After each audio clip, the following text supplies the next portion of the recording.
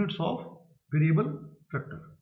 अब ये जो फिक्स्ड फैक्टर है इसको हम लैंड एज्यूम कर सकते हैं, और जो वेरिएबल फैक्टर है इसको हम लेबर एज्यूम कर सकते हैं। Getting my point? Fix factor में बेटे क्या एज्यूम किया हमने? लैंड, और वेरिएबल फैक्टर में labour, right? No let us continue. अब इसके बाद हम यहां पे मेंशन करेंगे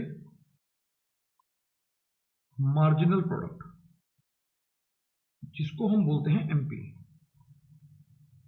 राइट? उसके बाद हम लिखेंगे टोटल प्रोडक्ट, जिसको हम बोलेंगे टीपी, ठीक है जी?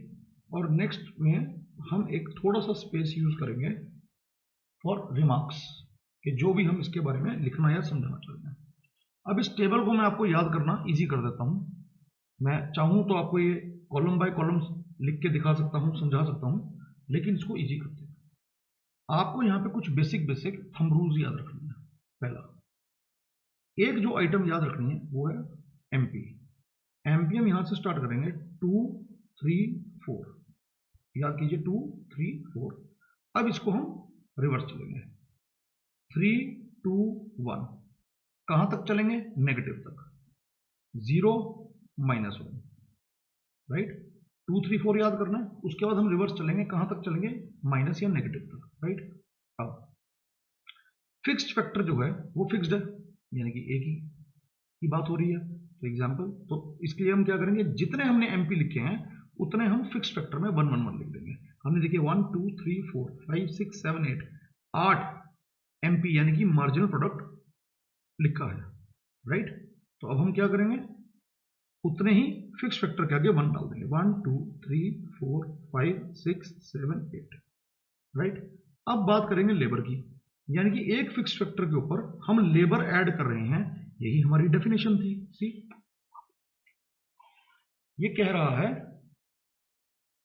कि जैसे जैसे हम वेरिएबल फैक्टर ऐड कर रहे हैं फिक्स्ड फैक्टर के साथ, एक ही फिक्स फैक्टर है उसके ऊपर वेरिएबल फैक्टर यानी कि लेबर ऐड कर रहे हैं। Getting my point?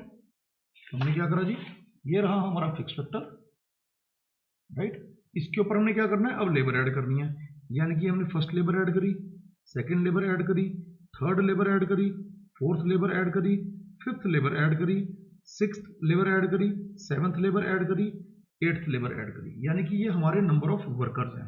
तो देखिए कितना आसान है, हमने सिर्फ एमपी को याद किया, फिक्स फैक्टर हमारा फिक्स रहेगा, ये हम जो वर्कर्स या लेबर ऐड कर रहे हैं, राइट? अब टीपी क्या है, मैंने आपको बताया टीपी होता है समेशन ऑफ एमपी, यानी कि एमपी को ऐड करते जाइए आपका टीपी आ जाएगा। तो फर्स्ट इज सेम 2 + 3, मैं यहां पे आपको मेंशन करके दे रहा हूं 2 + 3 = 5। दो मैं आपके लिए लिख दूंगा ताकि फ्यूचर में आप कभी भी पढ़ें तो आपको पता हो ये कैसे किया।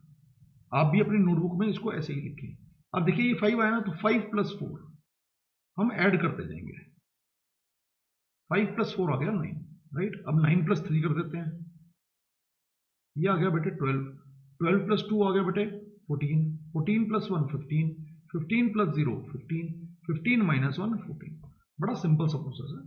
हमारे पास जो एमपी था उसको हम ऐड करते जा रहे हैं, राइट? पहले वाला सेम रहेगा, वो बन जाएगा हमारा टीपी।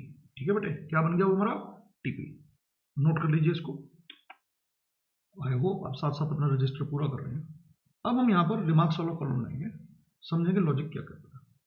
अब देखिए ये जो हमारा एमपी है, राइट, 2 3 और 4, ये वाला हिस्सा, राइट? अब यहां हम 4 से स्टार्ट करेंगे और 0 तक चलेंगे, राइट? फिर हम 0 से स्टार्ट करेंगे और -1 तक चलेंगे। रिपीट कर रहा हूं, पहले 2 से 4 यानी कि जब तक वो बढ़ रहा है 4 तक बढ़ रहा है, फिर 4 के बाद देखिए वो डिक्लाइन होना शुरू हो गया, हम गए 0 तक, 0 के बाद वो नेगेटिव होना शुरू हो गया, तो we have marked 3 brackets here. तो ये वाला जो हमारा फर्स्ट हिस्सा है इसको हम बोलेंगे स्टेज 1। स्टेज 1 का नाम क्या है? स्टेज 1 का नाम है, मैं यहां पे जगह कम है, मैं अलग से आपको यहां मेंशन करके दे रहा हूं, लिख लीजिए। हमारी जो स्टेज 1 है इसको हम बोलते हैं increasing returns to a factor.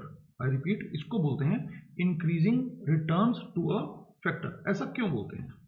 क्योंकि this implies increasing marginal product, यानी कि जब हमने फर्स्ट वर्कर लगाया तो हमारा जो फर्स्ट वर्कर का कंट्रीब्यूशन था वो था एग्जांपल 2 यूनिट्स, राइट। जब हमने सेकंड वर्कर लगाया तो सेकंड वर्कर का जो हमारा कंट्रीब्यूशन है वो है 3 यूनिट्स। जब हमने थर्ड वर्कर लगाया तो उसका कंट्रीब्यूशन है हमारा 4 units, right.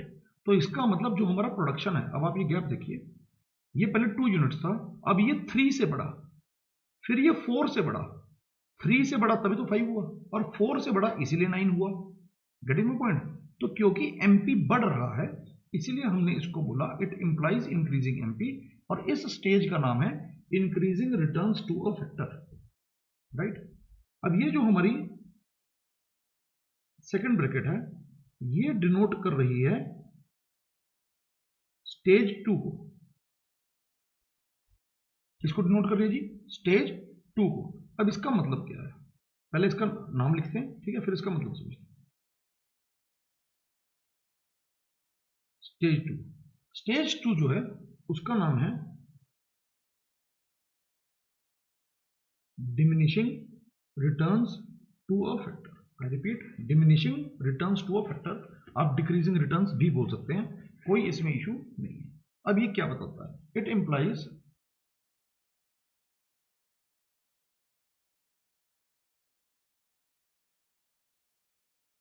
Diminishing marginal product या डिमिनिशिंग एमपी, कि अब एमपी गिर रहा है, राइट। देखिए पहले ये 2 3 4 बढ़ा, अब प्रोडक्टिविटी जो है वो कम हो गई। फोर्थ वर्कर ने जो है वो सिर्फ 3 ही यूनिट्स बनाए, फिफ्थ वर्कर ने 2 ही यूनिट्स बनाए, सिक्स्थ वर्कर ने 1 ही यूनिट बनाया, और सेवंथ वर्कर ने कोई आउटकम नहीं दिया।